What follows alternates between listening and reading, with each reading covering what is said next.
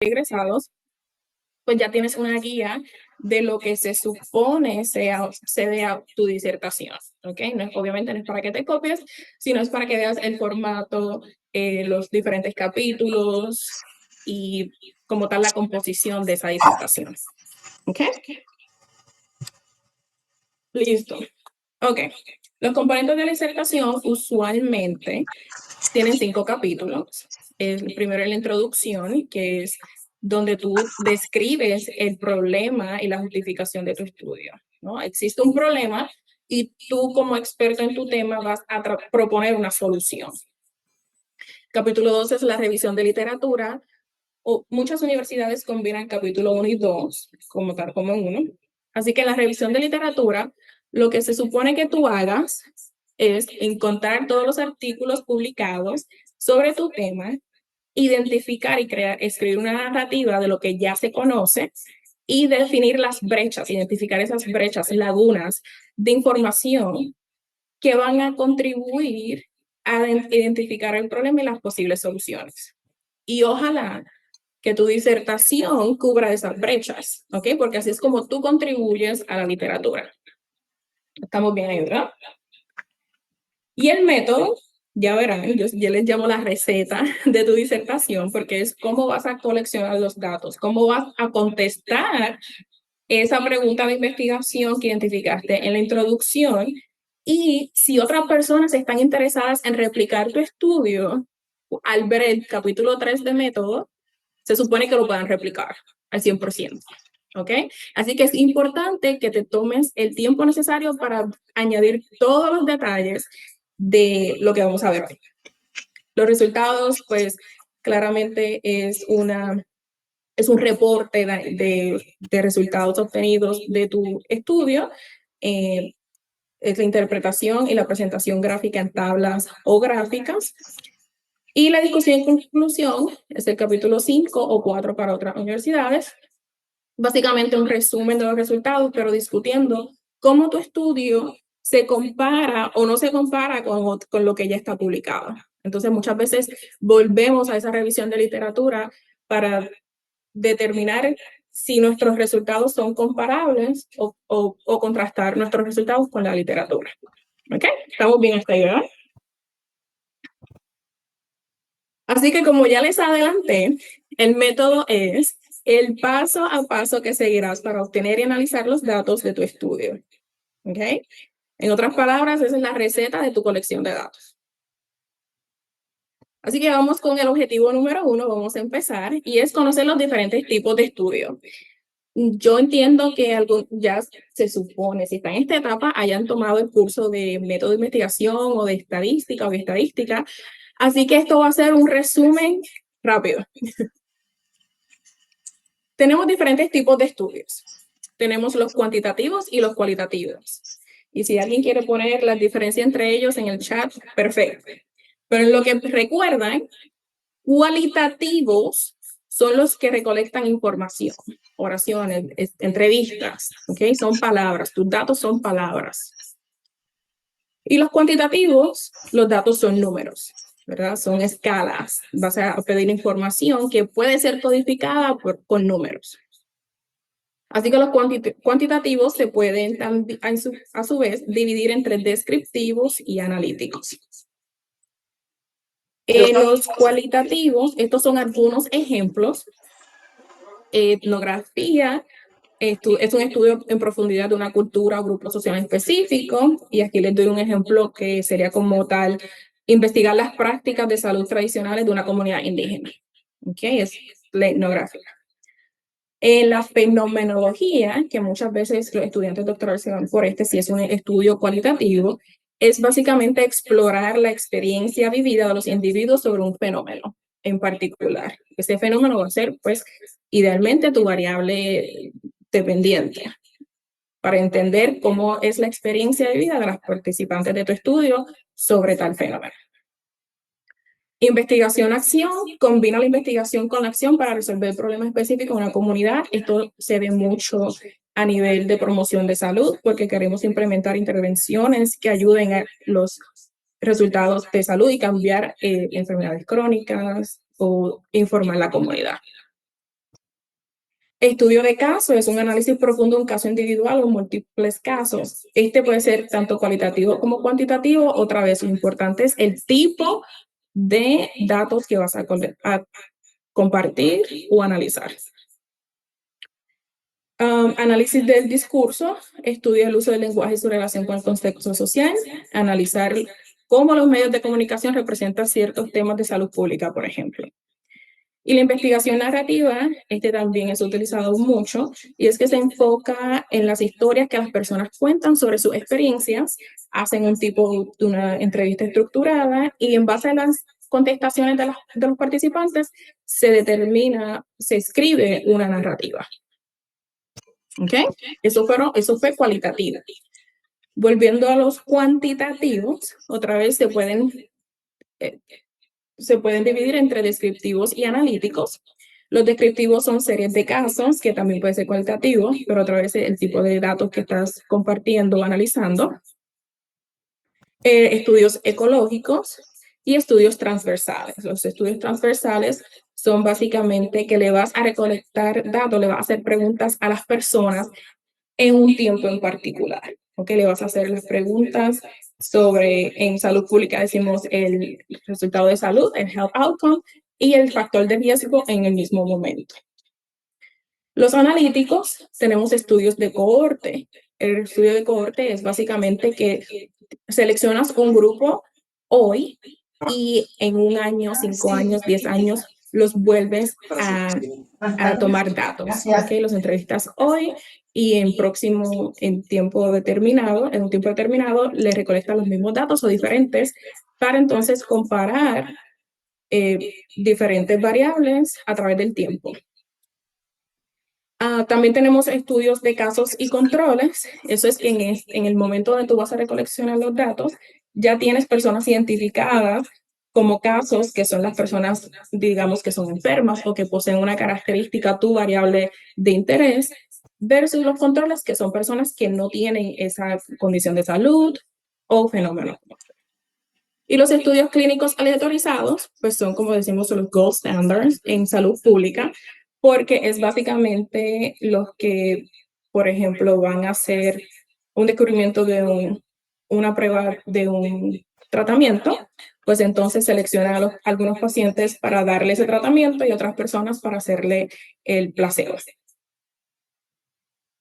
También los diseños de estudios se pueden clasificar como observacional o experimental. ¿Okay? Así que ya tenemos para los cuantitativos el descriptivo analítico y también observacional o experimental.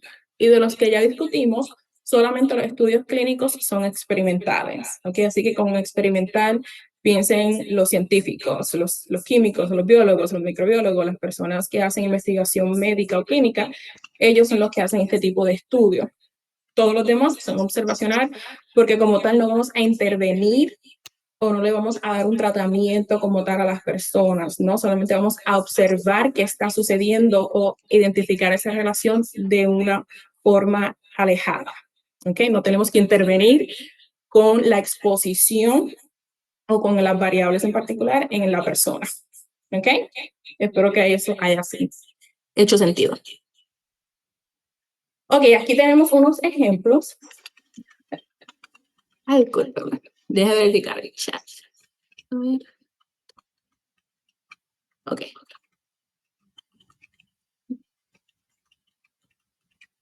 Perfecto. Ok, y aquí tenemos un ejemplo, que tenemos dos.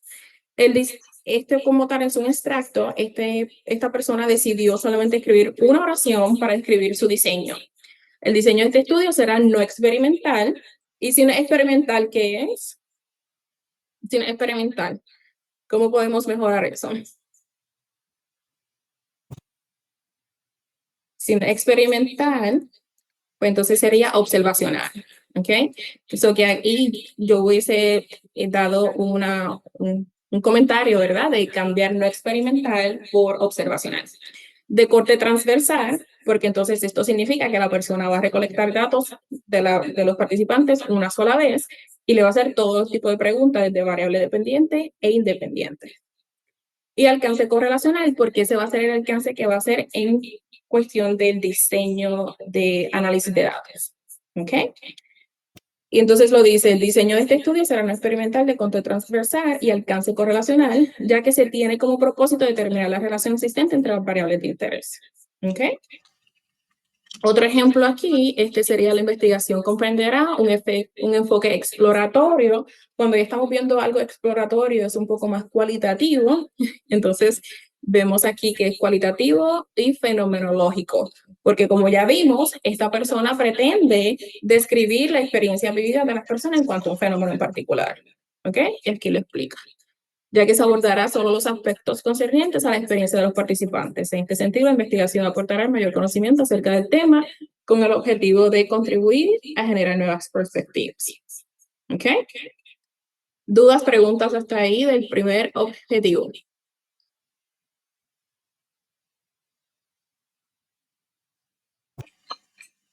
Perfecto. Pues entonces continuamos con el objetivo número 2, y este es delimitar la población de estudio.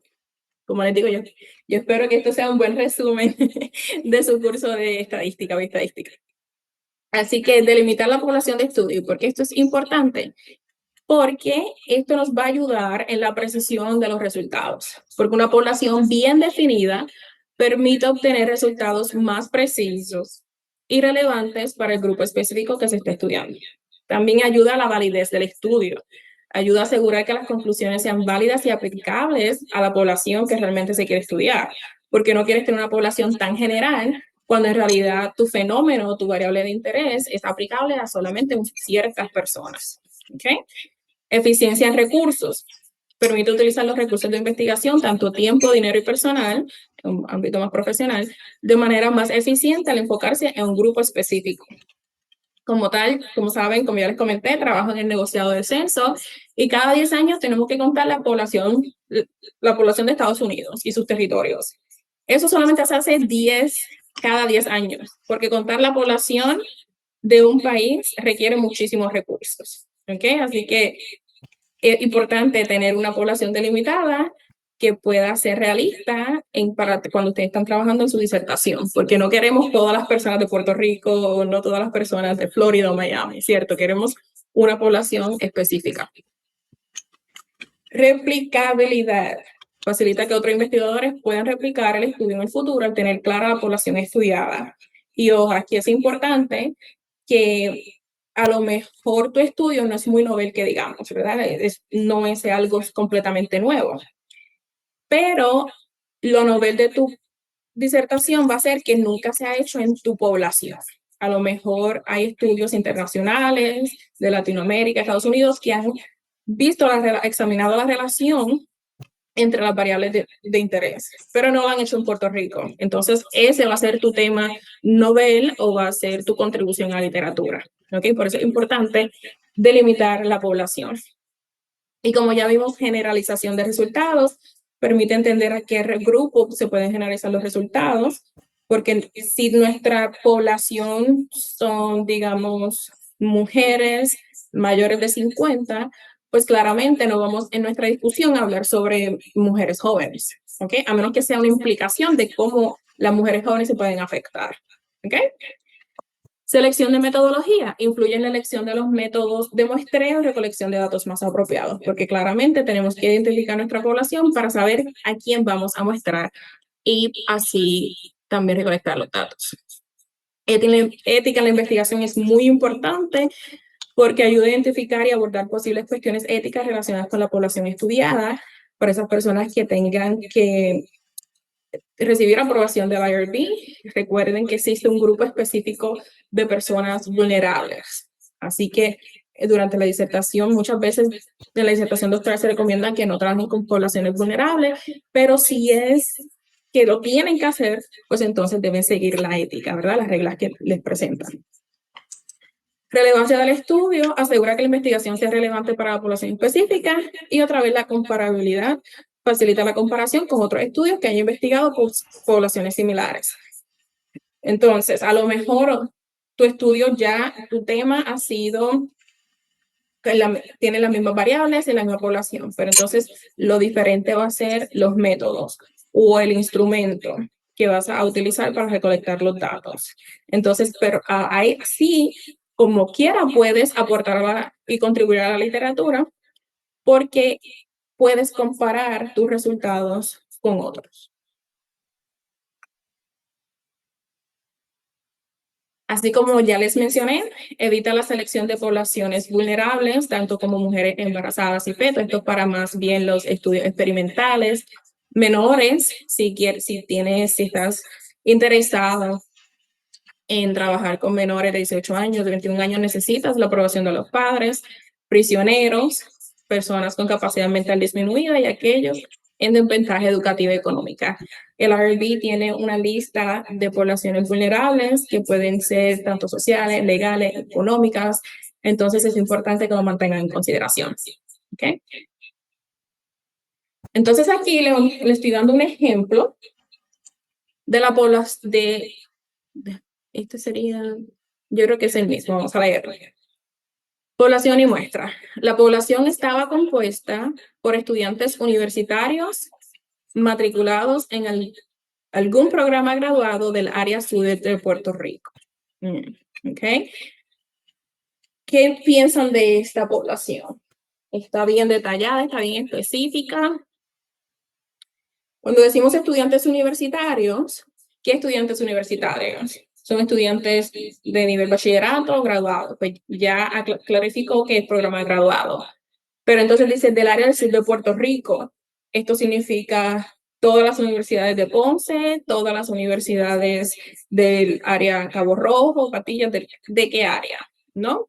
Pero entonces dice el sur. Pero entonces, cuando uno lee esto, uno dice, bueno, pues a lo mejor son todas las universidades en el área sur de Puerto Rico. Pero a lo mejor no, a lo mejor es una en específico. ¿Ok? Así que por eso es importante escribir de una forma clara y precisa y también con detalles, para que no haya preguntas que afecten la replicabilidad de tu estudio. ¿Ok? Dice, de acuerdo con el National Center for Education Statistics, el número de estudiantes matriculados en el año académico 2021-2022 de la Universidad del Sur de Puerto Rico fue de 6.175 estudiantes universitarios. Dice que es una universidad de Puerto Rico, así que estamos... Wow. 6.000 suena muchísimo para ser una universidad, así que parece ser que es de todos los estudiantes universitarios, diríamos, que son a nivel graduado, 6.175. Ok. ¿Ven por qué es importante tener unos detalles, describir todos los detalles claramente? Porque si esto es una disertación ya publicada y si a mí me interesa el tema y yo lo quiero replicar, bueno, pues no voy a saber cómo poder replicarlo porque voy a tener muchas dudas. Pero lo importante es que sí identificó la población, al menos tiene un número de 6.175 estudiantes. Pues de ahí puede partir para entonces seleccionar una muestra probabilística o no probabilística. ¿Okay? También es importante identificar los criterios de inclusión y exclusión. En este ejemplo, como criterio de inclusión dice ser mayor de 21 años para evitar no trabajar con menores, ¿verdad? No queremos trabajar con menores por ser una población vulnerable. Residir en Puerto Rico, porque esa es su área geográfica. Ser estudiante universitario matriculado en algún programa graduado. Haber convivido con al menos uno de sus padres, madre o padre, o ambos padres biológicos, o adoptivos en sus primeros 16 años de vida de forma interrumpida. Y esto definitivamente tiene que ser porque su variable de interés tiene que estar relacionada a la relación con los padres, ¿ok? Así que ella tiene que asegurarse de que ella pueda ver esa característica de interés en la muestra, así que tiene que añadir eso como un criterio de inclusión. Por otra parte, bajo los criterios de exclusión se presentan no haber sido asistidos por el Departamento de la Familia, específicamente no haber vivido en hogares sustitutos o institutos para jóvenes. Pues entonces parece que la variable aquí podemos asumir que es algo de bonding, como enlace parental, porque necesita esa relación de padre-madre y no pudo haber sido asistido por el Departamento de Familia porque entonces no va a poder desarrollar o comentar sobre esa relación de padre, madre, hijo. ¿Ok? Entonces, como pueden ver, esto es un buen ejemplo de criterios de inclusión y exclusión, porque la exclusión no es lo opuesto de inclusión. ¿Ok? Obviamente, literalmente sí, ¿verdad? Inclusión, exclusión. Pero en la investigación, nota que ella no puso menores de 21 o en lo como tal de criterio de exclusión. Tampoco puso no residen en Puerto Rico, porque es repetitivo y redundante, ¿ok? Así que piensen qué características o qué variables pueden afectar la demostración de tu fenómeno o variable de interés en tu muestra, para entonces identificar que sea criterio de inclusión o exclusión. ¿Me explico? Ok. Ok, ya, vuelvo. Estamos en el objetivo número 3. Determinar la muestra de estudio. Una vez tengamos la población bien definida, es importante entonces, como vieron en el ejemplo anterior, no podemos entrevistar a 6.170 personas, ¿cierto? Pues entonces por eso es que seleccionamos una muestra que sea idealmente representativa o si no, por conveniencia, porque lo importante es terminar. Así que los tipos de muestreos pueden ser probabilísticos o no probabilísticos. Si es probabilístico, significa que cada miembro de la población tiene una probabilidad conocida de ser seleccionado. Esto puede ser, por ejemplo, una muestra aleatoria simple de estudiantes de doctorado de una lista completa. Y los no probabilísticos es que son métodos basados en criterios específicos por conveniencia. Muestreo por bola de nieve para examinar estudiantes doctorales que trabajan a tiempo completo. Los voy a explicar ahora. Si son probabilísticos, ejemplos son aleatorio simple. Este aleatorio simple sencillamente es, por ejemplo, como dice el nombre, aleatoriamente, le decimos random, ¿no? En inglés. Y es básicamente decir el número 1, 8, 10, 15, 20. Entonces, cuando tienes una lista de 100 personas que es tu población, pues entonces esos números que salgan en una lista creada aleatoria, puede utilizar hasta Google lo puede hacer. En Excel lo puedes hacer, pero básicamente aleatoriamente se seleccionaron 10 personas de esas 100, de esa población de 100. ¿Ok? Es aleatoriamente. Sin embargo, el sistemático, pues tiene un sistema, tiene una formulita que si tienes una lista de 1,000 personas en tu población, pues entonces puedes decidir un factor que va a decir, las personas, cada 10 personas van a ser parte de mi muestreo, ¿ok? Entonces, 1,000 entre 10 serían 100 personas que van a ser parte de tu muestra. ¿Ok? Ya, entonces, las personas que, de la lista de mis personas, las personas que estén nombradas en la posición 10, 20, 30, 40, así sucesivamente hasta 1,000, van a ser parte de tu muestra. Si es estratificado, pues básicamente es por estratos, como dice el nombre, o por áreas específicas, ¿no? Que el estrato a veces dice estrato social, pero también puede ser a nivel profesional, puede ser, por ejemplo, barrios, pueden ser, pero dentro de cada estrato tienes que hacer un método de muestreo aleatorio simple o sistemático, ¿ok? El conglomerado, ahí es más relacionado a geografía, porque puede ser áreas censales. Entonces, ahí puedes decidir, bueno, todas las personas del barrio X o todas las personas que estudian en cierta escuela, etcétera.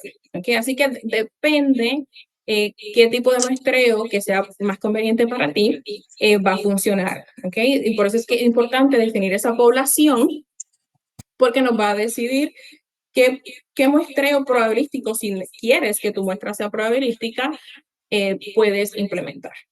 Y el multiopático es complejo, ¿no? Puede ser que dentro de eso estratificado, pues hagas un muestreo aleatorio sistemático o que dentro de ese conglomerado solamente selecciones en el barrio X o en el municipio X, selecciona las escuelas de ese municipio y dentro de esas escuelas va a seleccionar los grados del 1, de primero a sexto. ¿Ok? Así que es multiopático. Y el no probabilístico este es el que muchos estudiantes doctorales deciden hacer porque pues por conveniencia, en este caso pues como decimos, es un tipo de muestreo.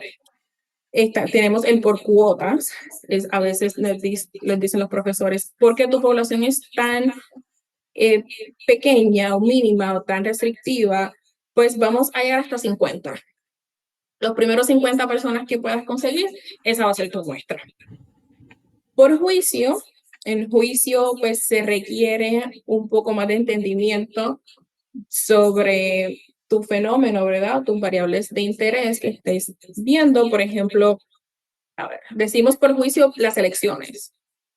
En Estados Unidos, no sé si están familiarizados con el proceso de votación, pero hay algunos estados que son swing states. Entonces, hacen encuestas en esos estados y dependiendo la probabilidad o los resultados de esos estados, pues definen o tratan de hacer una proyección en quién va a ganar la elección. Y tengo las elecciones en mi mente porque todo el mundo habla de elecciones ahora mismo. Pero entonces, pues deciden que el juicio es de los expertos, decir, bueno, los estados de Georgia, California, Pensilvania son los swing states, ellos nos van a decidir cuál será el ganador, el presidente de Estados Unidos. Por conveniencia, lo mismo, básicamente tú tienes acceso a la muestra. Si trabajas, por ejemplo, en el sector de psicología, trabajas en una compañía, en un centro de terapia y quieres hacer un estudio en ese centro de terapia, pues por conveniencia, porque tienes acceso a esas personas. Igual forma si trabajas en una escuela, etcétera, pero obviamente puede ocurrir un sesgo porque tú trabajas ahí y no es recomendable. Lo recomendable es que tengas acceso a tu muestra de una forma indirecta. Hola, Doris.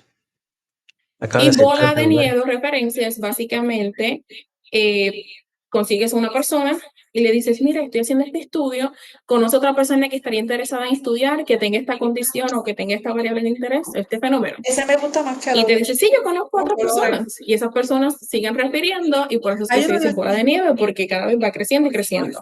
¿Ok? ¿Preguntas? Así que en este ejemplo, cuando estamos haciendo cuantitativo y tenemos el número como tal de la población, es importante tener una muestra o obtener el cálculo de la muestra. Y existen diferentes fórmulas que te van a dar ese numerito. Y también existen páginas en internet que tú puedes decir, necesito calcular el tamaño de muestra y con ciertos parámetros, pues te va a dar un resultado. Por ejemplo, aquí en este que tenemos, dice, la muestra de estudio estuvo compuesta de 105 estudiantes, entre hombres y mujeres mayores de 21 años de edad. Se obtuvo el tamaño de muestra utilizando la fórmula, esta que está, dice que está compleja, pudo haber sido una más simple, donde n es el tamaño de muestra, z al cuadrado es el número de desviación estándar, con un 95% de confianza, n es el tamaño poblacional, que sería el total de esa población, e es el margen de error, y para el cual se utilizó en el estudio 7%. Y la P es la proporción poblacional asociada a la característica, que el valor estándar utilizado fue 0.5 porque es como que el default, a menos que no tengas literatura que te diga cuál es la proporción poblacional.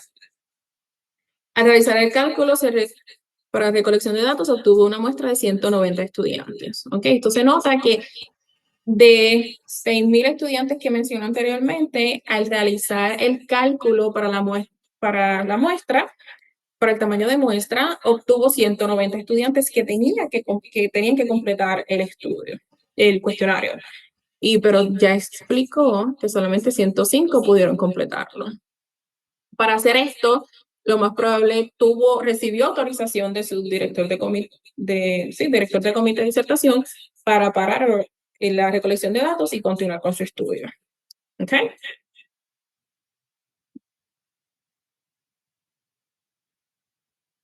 Ok, objetivo 4. Identificar cuestionarios o instrumentos para recolección de datos. Tenemos diferentes tipos de cuestionarios y también es en base a basados en tu tipo de diseño de estudio. Tenemos aquí cuestionarios estandarizados, que esta es mi recomendación. Si tú estás estudiando depresión, Existen cuestionarios estandarizados que han sido validados, que han sido creados por expertos, que han sido utilizados en diferentes estudios, en diferentes países, estados, etc.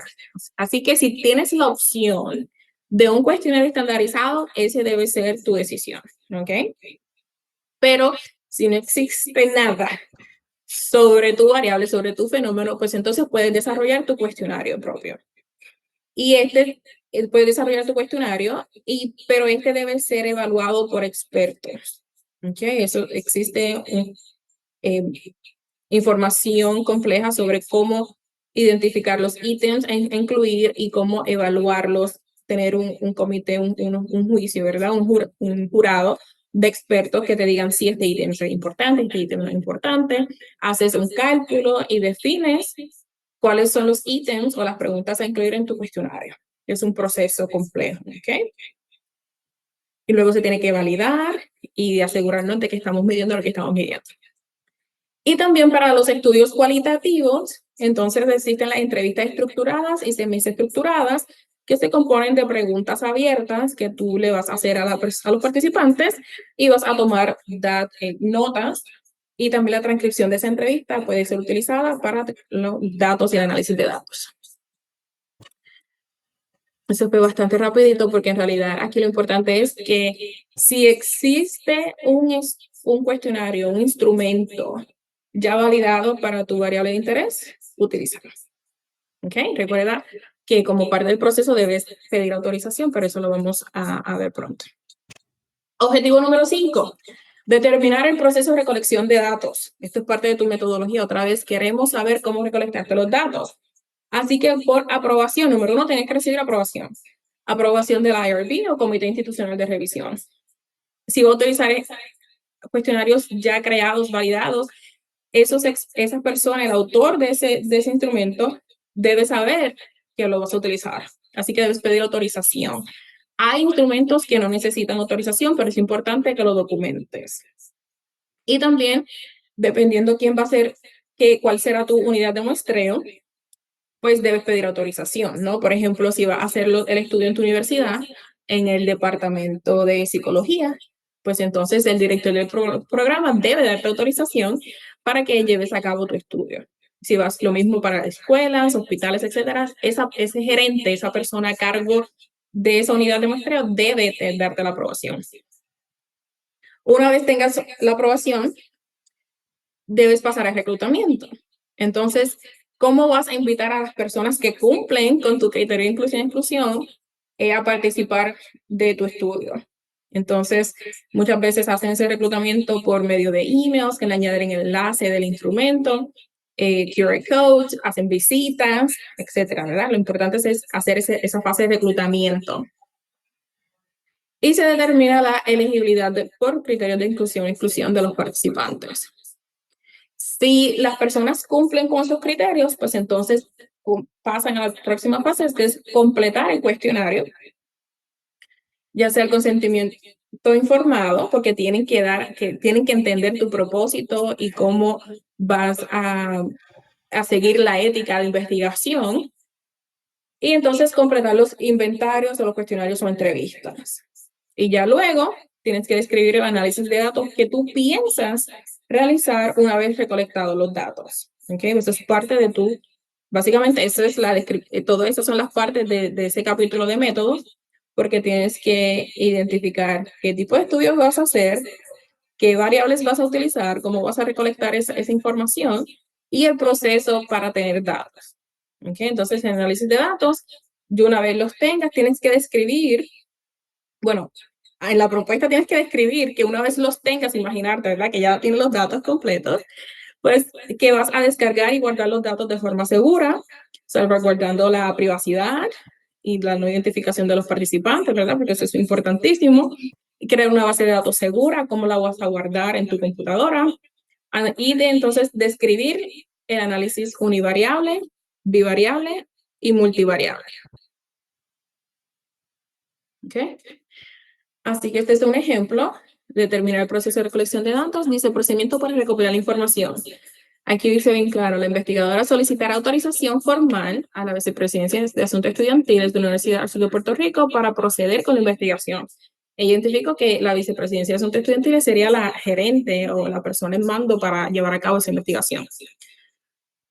Bajo modalidad virtual es importante que indique, ¿no? Cómo lo va a hacer, si va a ser presencial o virtual.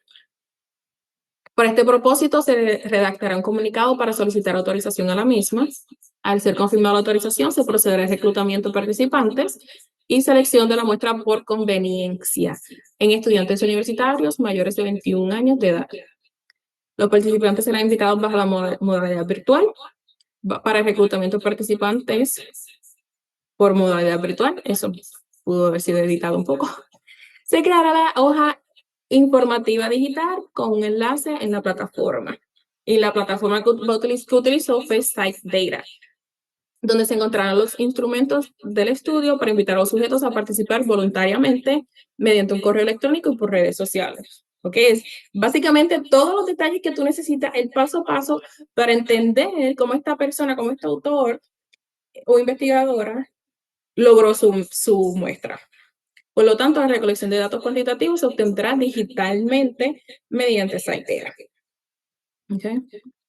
A veces cuando lo leemos en voz alta, como que nos damos cuenta de cómo podemos mejorar cada oración. A lo mejor soy yo porque eso me paso revisando disertaciones. Bueno, luego dice, al ingresar a SiteData, ¿qué pasa luego de que la persona ingresa a SiteData? Pues el participante deberá leer cuidadosamente el consentimiento informado. Dicho documento está relacionado a la participación voluntaria del sujeto, lo cual implica que el participante podrá retirarse en cualquier momento de la investigación sin ser penalizado. Así que es importante que vayan encontrando ese consentimiento informado, que lo más probable tu universidad ya te lo vaya a proveer, ¿ok? O ya tenga muestras de ese consentimiento informado. Los participantes no tendrán que identificarse, no tienen que decir sus nombres, lo cual los sujetos participarán de forma anónima y ahí protegen la confidencialidad de los datos. Se garantizan los esfuerzos máximos al alcance de la investigación para salvaguardar la confidencialidad de los participantes de investigación.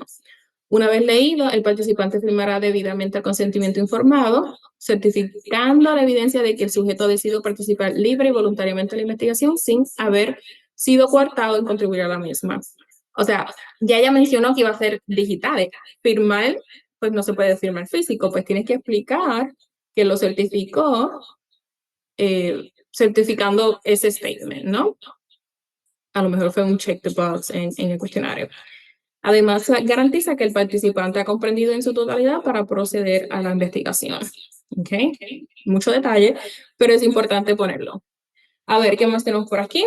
Y luego, ¿qué sucede? Bueno, el reclutamiento, acepta el consentimiento, pues entonces ahora los participantes completan los 3 instrumentos de investigación, incluyendo la hoja de datos sociodemográficos, porque es muy importante que la tengan, ¿ok? No solamente las variables de interés, pero también deben desarrollar su hoja de datos sociodemográficos.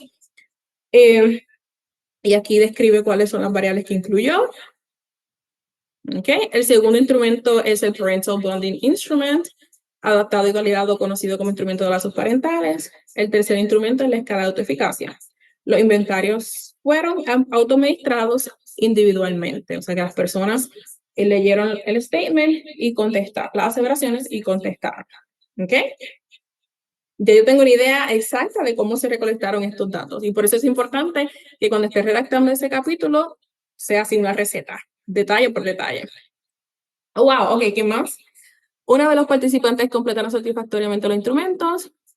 La investigadora recibió la muestra recolectada y procedió al análisis de datos. Se descargaron en la computadora, fueron encriptados y así sucesivamente. ¿Ok? Explicando los detalles de cada paso. Ok, objetivo número 6. ¿No hay preguntas? Si voy muy rápido, déjenme saber. Quiero completar los objetivos y como les digo, esto es simplemente un resumen de la clase de método de investigación o estadística. Decidir el análisis de datos apropiados para datos cualitativos y cuantitativos. Si es un análisis cuantitativo, son métodos estadísticos para analizar datos numéricos. Si es cualitativo, es simplemente analizar datos textuales o narrativos. O sea, si son datos numéricos, números, datos textuales o narrativos, contestaciones de preguntas. ¿Okay? Y entonces el software para analizar los datos numéricos, yo utilizo SPSS cuando trabajo con clientes de estudiantes doctorales. En el trabajo utilizo SAS y Python. Y también he utilizado Stera. Existen varios, muchísimos software para estadísticos. Pero si vas a hacer un análisis cualitativo, el que se sugiere mucho es NVivo. En realidad nunca lo he trabajado en español, siempre lo he hecho con datos en inglés, con efectos en inglés. No sé cómo funciona en español, imagino que así no hay problema, pero lo importante es seguir el paso a paso para análisis cualitativo. Si es análisis cualitativo, tienes primero que familiarizarte con los datos, con todas las entrevistas, las respuestas, para entonces crear los códigos inicial, esa codificación inicial de los datos, qué patrones o códigos ya tuviste, ya identificaste en la revisión de literatura y entonces los vas a pasar a analizar una vez recolectados los datos, pero es idealmente en tu capítulo de métodos tengas ya una idea de cuáles serán esos códigos. ¿Ok? Búsqueda de temas o patrones, revisión de temas, definición y nombramiento de esos temas, y entonces produces el informe, dependiendo del tipo de estudio cualitativo que decidiste hacer. Yo en realidad les confieso que mi fuerte es cuantitativa, ¿ok? Así que si es cualitativo, pues te sugiero que busques un libro, un capítulo de algún libro que explique el tipo de estudio cualitativo que decidiste hacer o que quieras hacer, ¿verdad? En tu disertación, y entonces revises los pasos a seguir para poder analizar los datos.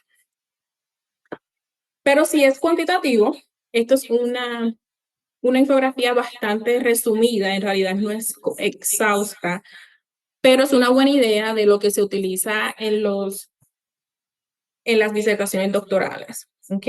No sé si lo pueden apreciar, pero básicamente arriba nos dice, ¿estás buscando relación entre variables o diferencia entre los grupos?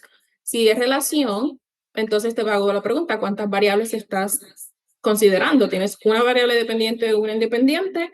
Pues entonces puedes hacer una correlación, si la variable es continua. Si son más de dos variables, pues entonces se lleva a cabo regresión o análisis factorial. Si es diferencias entre grupos, ¿verdad? Entonces se pregunta, ¿serán los participantes encuestados más de una vez o solamente es un estudio transversal que le vas a hacer las preguntas y la recolección de datos una sola vez? Si es una sola vez, pues entonces sería no. ¿Cuántos grupos tienes? Si son dos, pues se hacen pruebas T para muestras independientes y si son más de dos grupos, se hace ANOVA. Esto es paramétrico, ¿ok? Que ya podemos ver eso en otro momento. Pero si una variable se comporta normalmente, se distribuye normalmente, pues entonces se puede usar prueba T y ANOVA.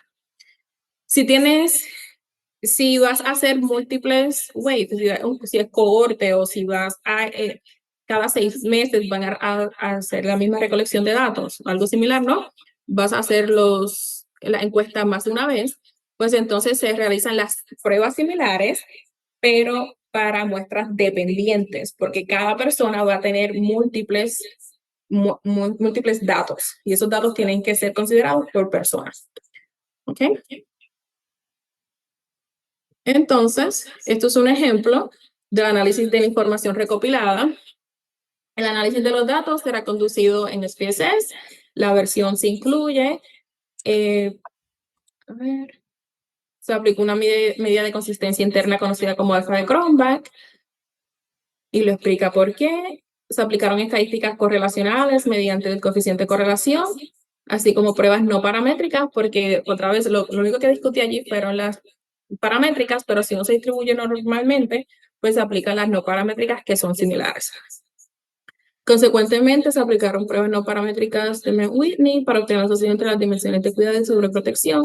Estas medidas son considerables, utilizadas en diversas áreas. ¿Ok? Pero básicamente ¿Qué pruebas estadísticas son las que piensas utilizar para contestar tus preguntas de investigación?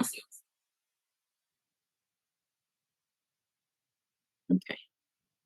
Y aquí también continúa con el coeficiente de correlación, tiene el objetivo de indicar cuán asociadas son las variables. Mediante el coeficiente de Pearson se determinará la relación lineal entre los dominios de los vínculos parentales y la autoeficacia, porque fue una correlación. Otra vez, lo importante es explicar el análisis, qué es lo que se pretende hacer, pero recuerden que este es el capítulo 3 de tu disertación.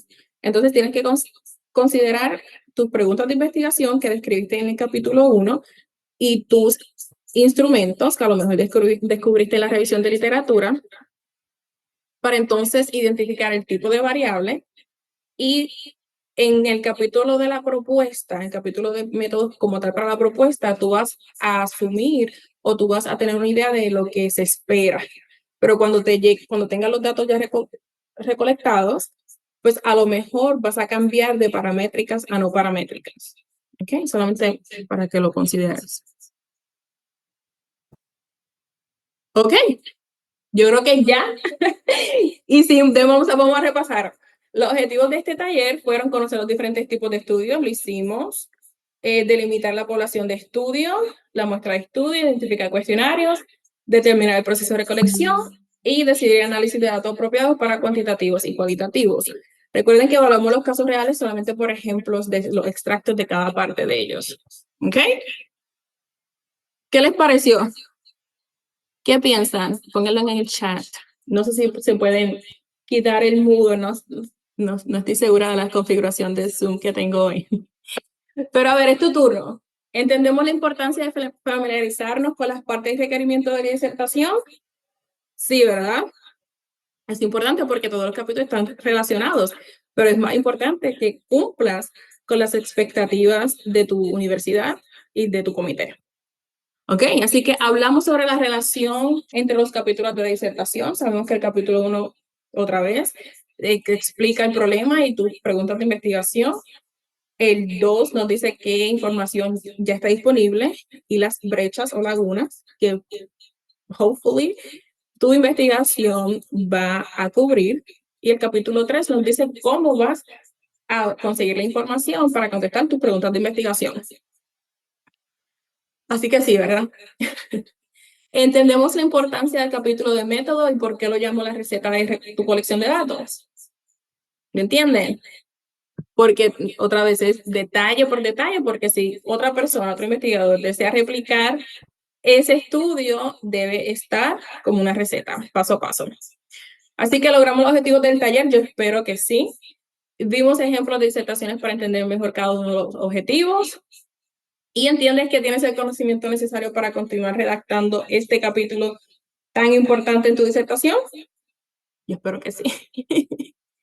A ver.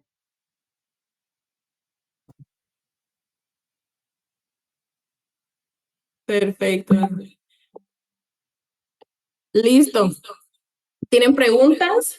Me gustaría clarificar algunas preguntas que tengan.